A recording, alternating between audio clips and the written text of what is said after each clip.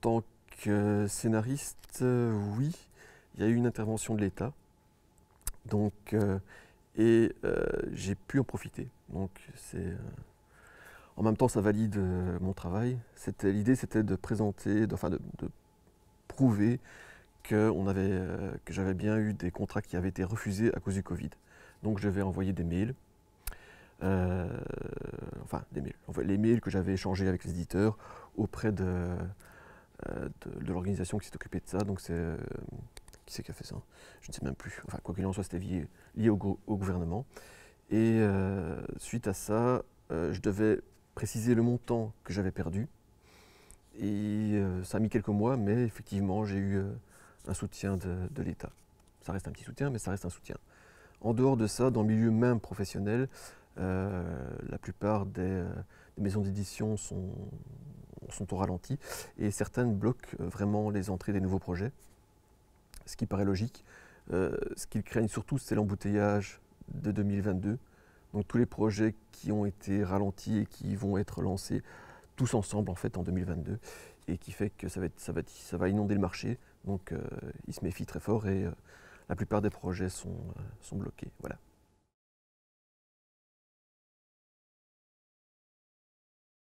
Oui, parce que j'ai des amis qui y sont et qui me donnent tous les renseignements au sujet de la culture. Donc je sais qu'il y a beaucoup de choses qui se passent. Mais bon, voilà, en tant que scénariste, de nouveau, je suis assez reclus et je vis enfermé chez moi.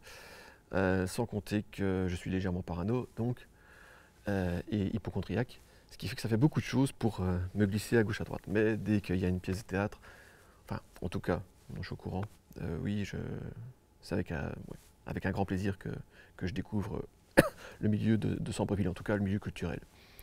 Sinon, je crois que je peux un petit peu, c'est très léger, hein, comparer euh, avec ce que faisait mon frère, qui travaillait aussi pour le niveau culturel, enfin, le centre culturel de Chapelle-et-Arlémont.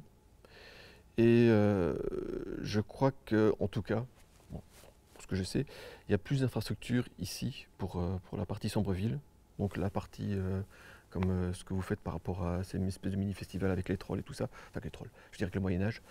Euh, Chapelle a l'air plus en petites cellules, donc ils essayent de gérer les choses, mais ça m'a l'air un peu plus, j'allais dire, confus, sans vouloir taper sur Chapelle-et-Arlémont évidemment.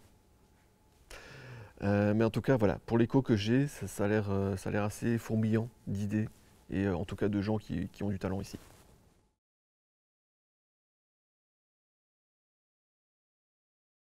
J'ai beaucoup de chance par rapport à l'emplacement où je me trouve, c'est-à-dire Falisol.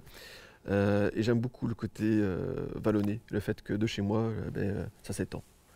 Et d'un point de vue justement artistique, c'est très inspirant. Donc dès qu'il y a un petit moment de, allez, où je perds mon inspiration ou bien un petit moment de déprime, ah ben voilà, je regarde par la fenêtre de mon salon et ça s'ouvre. Bon, en dehors de ma fille qui m'aide aussi beaucoup, avec ses 1 an, qui est très motivant. Donc oui, vous voyez, il y a ça. Mais je crois que cette partie-là, le côté région, le côté géographique de l'endroit où on est très ressourçant. On pourrait pas se le dire tout de suite, mais quand on y est, oui, c'est très ressourçant. Et puis en dehors de ça, ben, l'avantage d'avoir mon collègue, hein, super pote, Benjamin, avec qui je travaille, avec qui je fais donc, mes albums, qui est juste en bas à Tamine, donc ça c'est un bel avantage. Et sinon, ouais, si j'ai un truc que je n'aime pas, mais c'est d'ordre justement citoyen, c'est plutôt le côté, bon, les gens font pas spécialement attention, la partie Falisol, c'est l'aspect justement déchets, genre, il y a beaucoup de choses qui traînent, enfin, laissées à l'abandon, on va dire, entre guillemets, donc il serait bien d'avoir plus de poubelles, si c'est ce petit détail. Mais sinon, en dehors de ça, ouais, je suis très content d'être à Sambreville.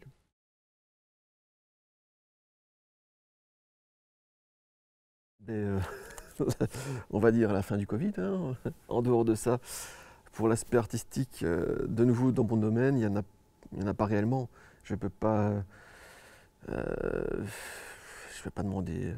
Non, techniquement, vraiment, là, par rapport à ce qui se passe, je crois qu'il y a eu que le soutien de l'État qui était intéressant et un second soutien peut-être, mais en dehors de ça, Je vois pas. Au niveau éditeur, je comprends tout à fait la position, quoi. Je peux pas leur dire oui, bon, ben, prenez les projets, on va se retrouver coincé.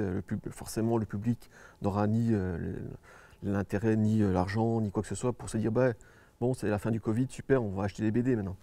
Donc il y a une possibilité, il y a quelque chose qui se passe. Parce qu'il paraît que 2020 a été la plus grosse année au niveau des ventes de bandes dessinées. Et je suppose que c'est parce que tout le monde était enfermé, qu'il n'y avait rien à faire en dehors de la télévision et Internet. Donc il y a eu peut-être plus d'achats. Mais bon, c'est des achats de tête de gondole, hein. C'est pas les petits perdus. Mais en tout cas, c'est vrai qu'il s'est passé quelque chose. Les gens ont besoin d'aller vers quelque chose de la lecture, enfin en tout cas quelque chose de l'art, mais dans l'intime, quoi.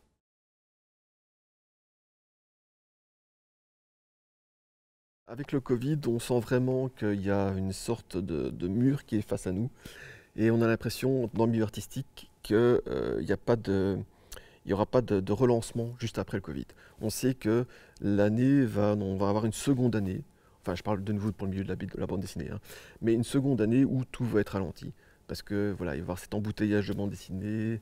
Moi, par rapport à mon domaine, j'ai l'impression de recommencer depuis le début, enfin au niveau de ma carrière, de me retrouver face aux éditeurs comme si j'étais un débutant. Donc je dois reprouver tout et me battre en ayant ces échos qui viennent de gauche à droite, d'éditeurs qui me disent que des projets, enfin qui refusent l'ensemble des projets, vu la situation du Covid.